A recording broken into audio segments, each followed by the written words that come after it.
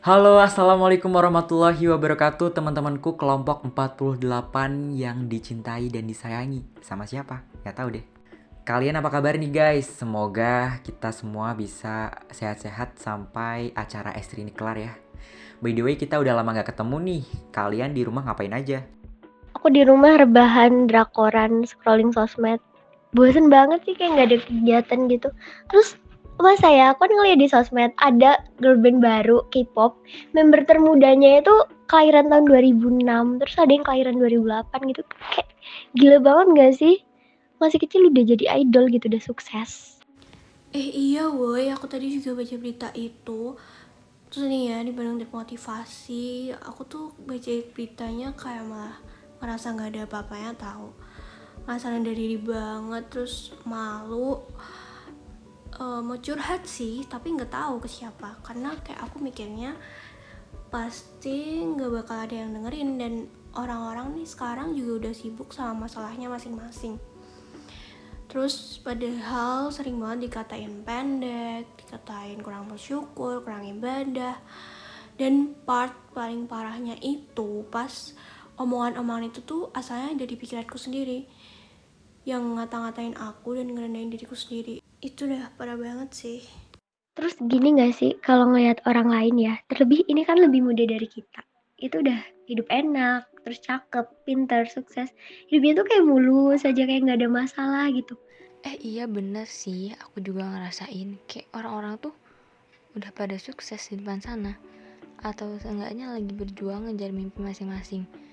Ada yang kuliah di PTN top, ada yang udah kerja dan bisa ngasih uang ke orang tua, menang lomba ini itu, ikut volunteer, jadi hafiz, jadi influencer terkenal.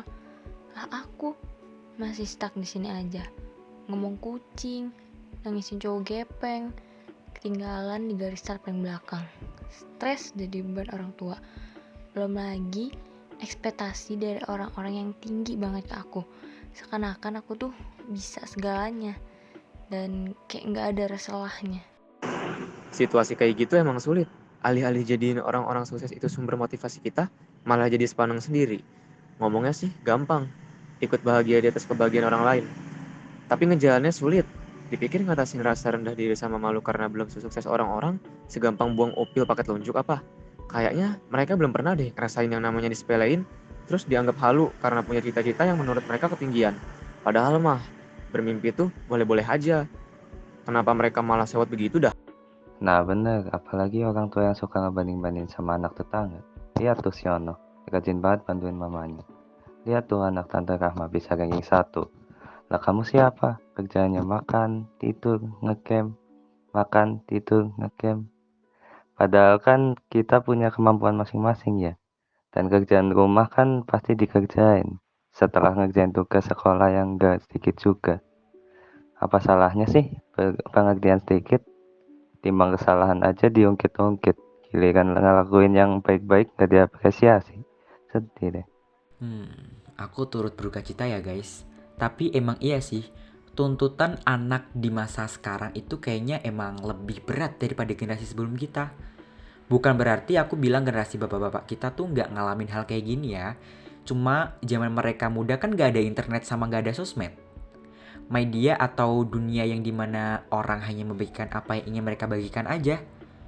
Dan kayak yang kita sadari sekarang ya, di sosmed tuh rata-rata yang di post kalau nggak pencapaian ya hal-hal baik aja. Nggak mungkin tuh mereka ngepost hal-hal buruk mereka, ya nggak sih? Iya tahu, aku sendiri malas upload foto diriku waktu gagal. Kayak pas gak keterima SNMPTN kemarin tuh. Itu jujur sebenarnya aku tuh nangis banget tahu. Ditambah beranda sama story isinya ucapan selamat buat yang pada lolos. Kayak lagi diejek gak sih? Mereka post kebahagiaan tapi rasanya aku kayak dihina dan diketawain gitu. Padahal kan sebenarnya enggak ya. Tapi sadar nggak sih, kalau racun ini tuh munculnya dari pikiran kita sendiri. Sebenarnya kalau misalkan kita bersyukur dan menerima apa yang kita punya, ngerasa pede, fokus aja ke diri sendiri, dan nggak banding-bandingin hidup kita sama orang lain, kayaknya insecurity atau rasa rendah diri yang kita rasain nggak bakal separah ini deh. Apa sih yang sebenarnya kita cari dan bikin kita ngerasa malu? Fisik, otak, apa duit? Semuanya itu kalau ngikutin standar orang lain, ya nggak bakal ada habisnya. Bakalan selalu ada yang lebih di atas kita. Kalau aku jujur jarang sih insecurean gitu-gitu, jadi gak begitu paham rasanya. Cuman aku sering rasa gak pede, terus sering rasa takut sama cemas tiba-tiba, apalagi kalau di tempat rame. Aku kayak gak bisa gitu loh, ngelihat orang rame, pasti bawaannya tuh deg-degan dan cemas banget. Ini termasuk insecure gak sih? Kalau secara harfiah mungkin iya ya. Soalnya insecurity itu kan perasaan gak aman di saat kita ngerasa diri kita inferior, atau kalau di kasusmu itu pas kamu ngerasa gak pede di keramaian itu loh. Kamu di saat itu kan ngerasa gak aman dan gak nyaman, dan itu juga termasuk insecure sih. Gak melulu tentang kayak yang tadi disebutin temen-temen. Terus cara ngatasinnya gimana dong? Karena beneran perasaan aku tuh yang gak pedean ini termasuk parah banget loh. Banyak banget hal yang sebenarnya pengen aku lakuin, tapi gak bisa gara-gara takut diomongin orang lain, malu, takut salah, takut bikin susah, takut jadi beban, yang gitu-gitulah. Terima diri kamu yang sekarang dan pede aja. Selagi yang kamu lakuin gak ngerugiin orang lain sih. Kau kadang mungkin mikir kalau orang lain gak peduli ketika dicurhatin dan sebagainya. Tapi kenapa kamu gak mikir gitu?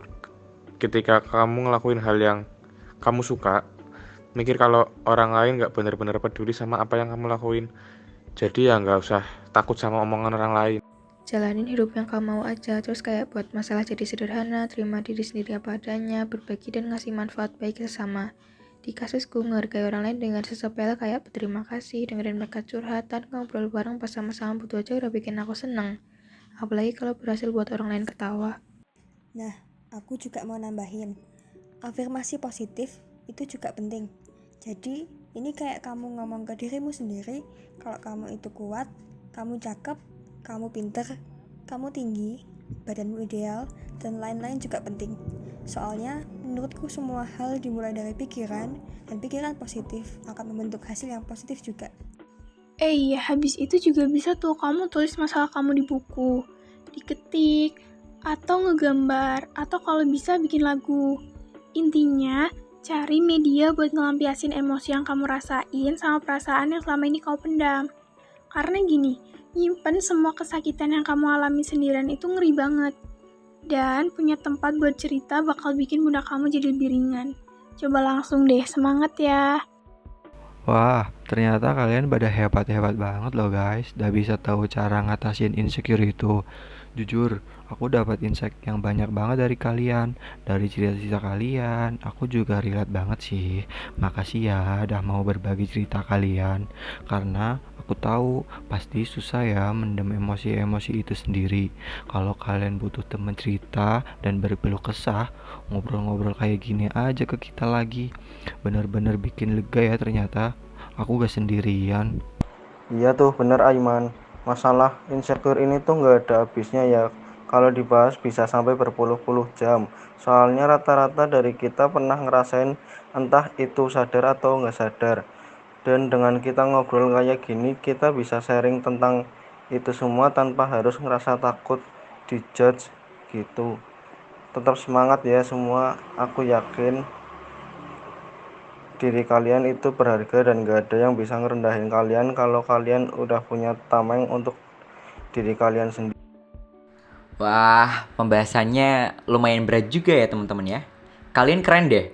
Semoga kita bisa berdamai dengan diri kita sendiri dan kedepannya nggak ngerasain lagi yang namanya insecure. Thank you udah mau join ngobrol-ngobrol di sini, dan thank you juga yang udah mau dengerin podcast kita dari kelompok 48 rombongan 1. See you next time. Wassalamualaikum warahmatullahi wabarakatuh.